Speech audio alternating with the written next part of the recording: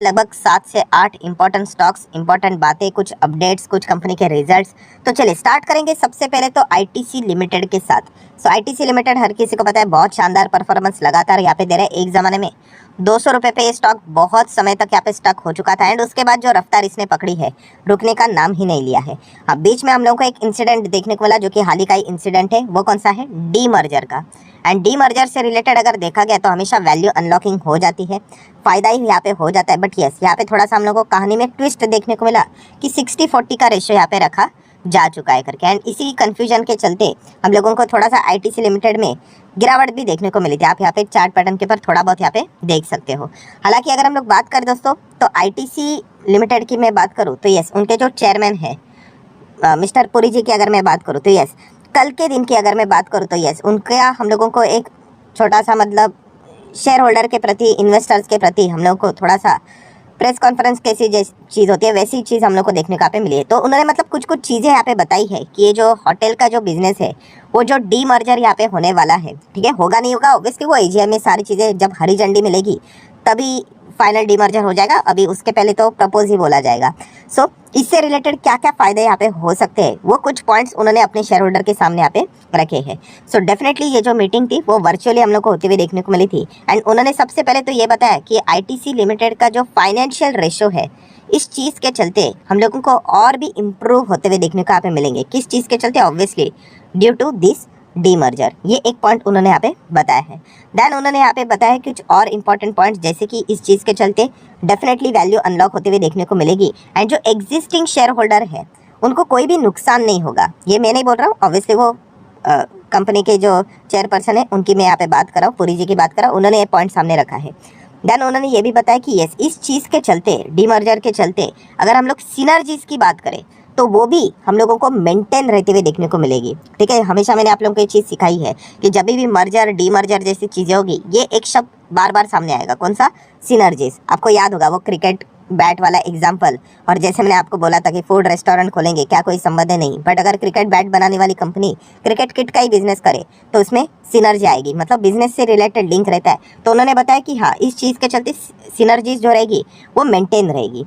Then उन्होंने यहाँ पे बताया कि जो ये होटल का बिजनेस वो डीमर्ज यहाँ पे करेंगे उसके बाद वो यहाँ पे और भी कुछ स्ट्रेटेजिक पार्टनरशिप्स की भी तलाश करेंगे।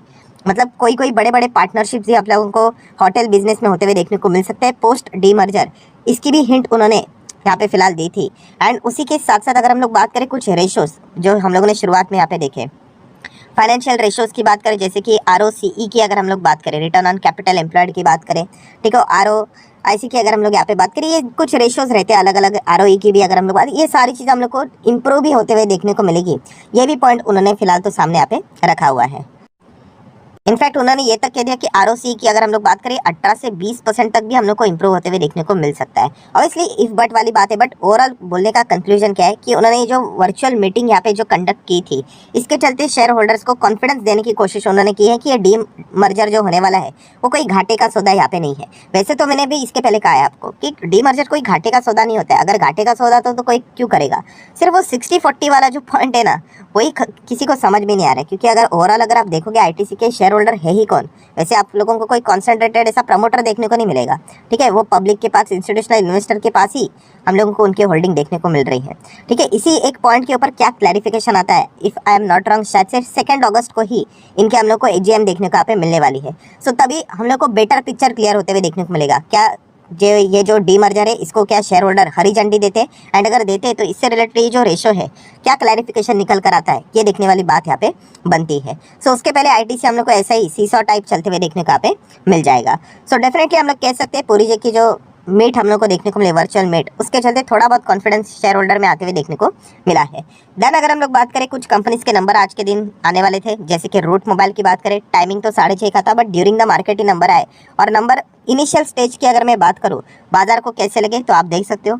यूजुअली आप एक पकड़ कर चल ही लेना कि हमेशा एक्सपेक्टेशन ज़्यादा ही होती है ना। आप चेक कर लो 10 कंपनीज रहेंगी ना, उनके नंबर के बाद आप चेक कर लेना 6-7 बार तो कंपनीज के शेयर्स गिर ही जाते हैं। बहुत रेयरली कोई मतलब हम लोग को स्टॉक भागते हुए देखने को मिलेगा, ठीक है। तो इसका अर्थ ये नहीं कि ये कंपनियां खराब हो जाती है करके, ठीक है। वो एक जो ट्रेडर का जो पॉइंट ऑफ व्यू होता है ना वो हम लोगों को देखने को मिल जाता है कि वो एक्सपेक्टेशन कर रहे थे कि अच्छे नंबर आएंगे करके। नंबर बुरे नहीं है, हाँ, उनके अनुमान के हिसाब से कि इतना इतना प्रॉफिट आना चाहिए, वो देखने को उनको नहीं मिला, तो अपनी पोजीशंस को वो निकाल लेते हैं। तो इसी चीज़ के चलते गिरावट देखने को यहाँ पे मिलेगी। तो कंपनी तो बुरी यहाँ पे नहीं है। वैसे तो अभी ये कंपनी हम लोग को विदेशी कंपनी बनते हुए देखने को मिल चुकी है। आपको पता है इनके जो प्रमोटर है पूरी तरीके से स्टेक हम लोग को उन्होंने यहाँ पे भेज दिए हैं। तो फॉर्मेलिटीज यहाँ पे बाकी है, उसके बाद ये सारी पूरी विदेशी कंपनी होते हुए देखने को मिल जाएगी। देन हम लोग बात करेंगे एम सुमी। इनके नंबर का भी टाइमिंग लिखा था 4:30 बजे के आसपास, but actual number during the market ही आए और जैसे ही नंबर आ गए सेम कहानी कि जो एक्सपेक्ट किया गया था, राइट, उसी के आसपास नंबर तो देखने को मिले, बट यस ओवर एक्सपेक्टेशन के चलते फटाफट प्रॉफिट बुकिंग होते हुए देखने को यहाँ पे मिली है। तो इसके चलते कोई कंपनी का भविष्य खत्म यहाँ पे हो नहीं जाता है। ये तो अभी हम लोगों के लिए यूज टू वाली चीज़ें हो चुकी है। इस प्रकार की चीज़ें हम लोग को खास करके देखने को मिल जाती है। दैन हम लोग बात करेंगे दोस्तों तो सुप्रीम इंडस्ट्रीज। यस, पाइप्स की अगर हम लोग बात करें, खास करके प्लास्टिक पाइप की बात करें, तो उस सेगमेंट में नंबर 1 कौन है? तो एस्ट्रल लिमिटेड है। एस्ट्रल के नीचे कौन आता है? तो सुप्रीम देखने को मिलेगा। देन उसके बाद फिनोटेक्स देखने को मिल जाएगा, ठीक है, उसके बाद प्रिंस पाइप देखने को मिल जाएगा। सो ये भी एक बड़ी कंपनी है, ऐसी नहीं 40,000 करोड़ का मार्केट कैप वाली कंपनी है, बट आज देख सकते हो लगभग 10% क्रैश हुआ था। ऑब्वियसली निचले स्तर से रिकवरी की इसीलिए, वरना बहुत जोरदार तरीके से हम लोग को गिरावट देखने को मिली थी। अभी गिरावट के पीछे का रीजन क्या? ऑब्वियसली एक ही चीज़ तो चल रही है फिलहाल बाजार में, Q1 के रिजल्ट्स। सो रिजल्ट्स की अगर हम लोग यहाँ पे बात करें तो कैसे रहे रिजल्ट्स? तो क्या कंपनी लॉस में चली गई? नहीं, प्रॉफिट ही है। कितने का प्रॉफिट है? लगभग 215 करोड़ का प्रॉफिट देखने को मिल रहा है। बट जो अनुमान था दोस्तों वो 250 करोड़ के आसपास था। सो ऑब्वियसली शॉर्ट टर्म वालों का ये डेटा तो बिल्कुल पसंद नहीं आएगा। 250 करोड़ के अनुमान के हिसाब से उन्होंने पैसा लगाया था, एंड वैसी चीज़ तो हम लोग को देखने को यहाँ पे नहीं मिली।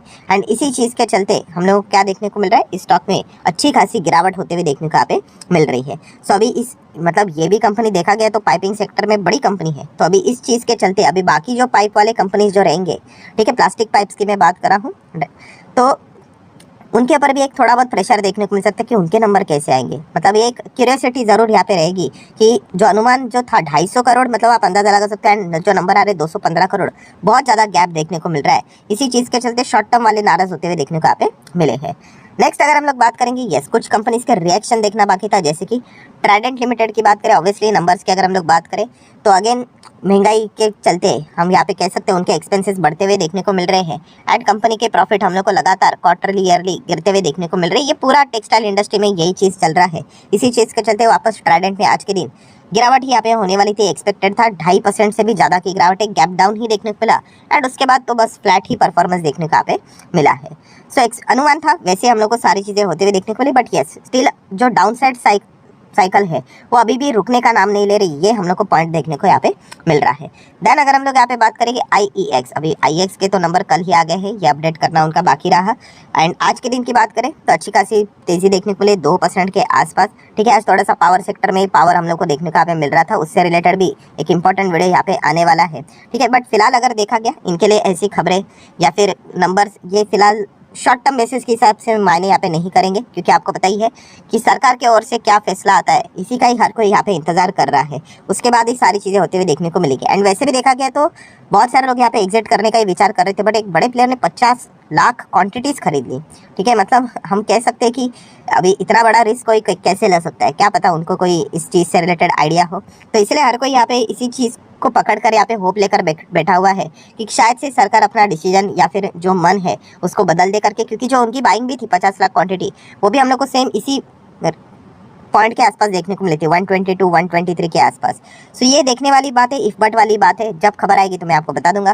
देन हम लोग बात करेंगे RVNL। आज के दिन वापस 3-4% की गिरावट, मतलब अल्टीमेटली जितनी गिरावट होनी चाहिए थी उतनी होती हुई देखने को मिली। आज के दिन का लो भी आप देख सकते हो 119.65, एंड जो OFS का प्राइस है वो भी कितना है 119। मतलब अल्टीमेटली हम बोल ही सकते हैं 11% का गिरावट तो RVNL ने दिखाई दिया।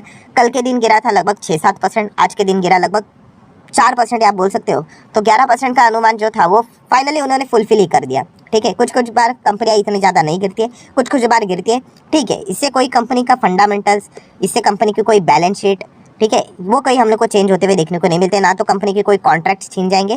तो ये मैं बिगनर्स को बता रहा हूँ, अगर आपके पास ये कंपनी है आप बिंदास यहाँ पे होल्ड कर सकते हो, आपका पैसा बन जाएगा। हाँ, बट पेशेंस चाहिए, ठीक है।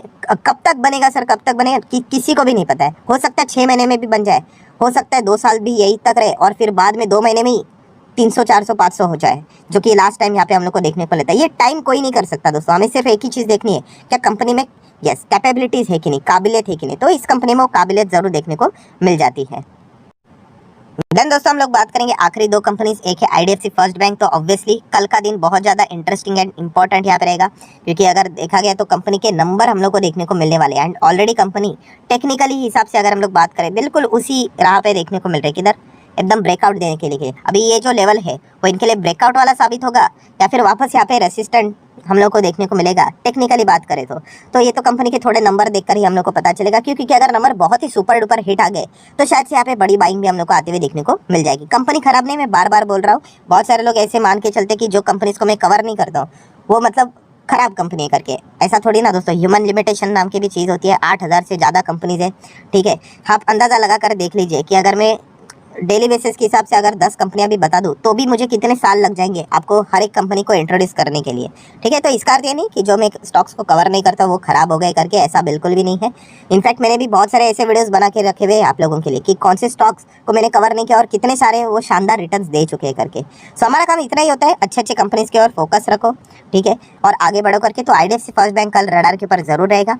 एंड देन अगर हम लोग बात करेंगे आईआरसीटीसी, इससे रिलेटेड बहुत सारे इसमें कंप्लेंट्स आते रहते हैं, सर ये तो भागता ही नहीं है, इसको हो क्या गया है। तो दोस्तों ऐसी बात नहीं है, मैं अगेन कह रहा हूँ, आपका विजन हमेशा 5 साल का होना चाहिए। आप शॉर्ट टर्म का विजन लेकर चलोगे साल भर का तो कुछ भी नहीं मिलेगा। 5-5 साल के रिटर्न देखोगे, आज भी 300% के रिटर्न आपको देखने को यहाँ पे मिल रहे हैं। ऑब्वियसली अब जो पास्ट के रिटर्न होते हैं उसके चलते मैं फ्यूचर की कोई गारंटी की बात नहीं कर रहा हूँ, बट फिर भी काबिलियत की बात करें तो ऑब्वियसली आईआरसीटीसी में वो काबिलियत जरूर नजर आती है कि लॉन्ग टर्म में अच्छा खासा परफॉर्मेंस दे करके।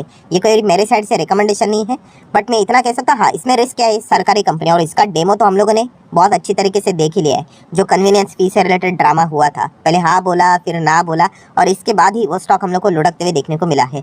तो ये एक सरकारी कंपनी में सबसे बड़ा नेगेटिव फैक्टर यहाँ पे होता है, ठीक है। तो इसके साथ अगर आप डील कर सको तो ठीक है। और अभी हमारा कैसा मतलब फ़ायदा होता है, हम लोग इसमें बहुत पुराने समय से होल्ड करके रखे हुए हैं, इसलिए हम लोगों के मतलब इतने गिरावट के बावजूद अभी आप देख सकते हो स्टॉक कितना टॉप लेवल से गिरा है, लगभग 40-45% डाउन है। ये तो मैं नॉर्मल बता रहा हूँ, अगर मैं प्रॉपर कैलकुलेट करूँ, ये देखिए 42% तो ऐसे ही नज़र आ रहा है, ठीक है। उसके बावजूद हम लोग प्रॉफिट में, क्यों प्रॉफिट में रहते हैं, यस हम लोग पहले ही निवेश करके बैठे हैं कई सालों पहले।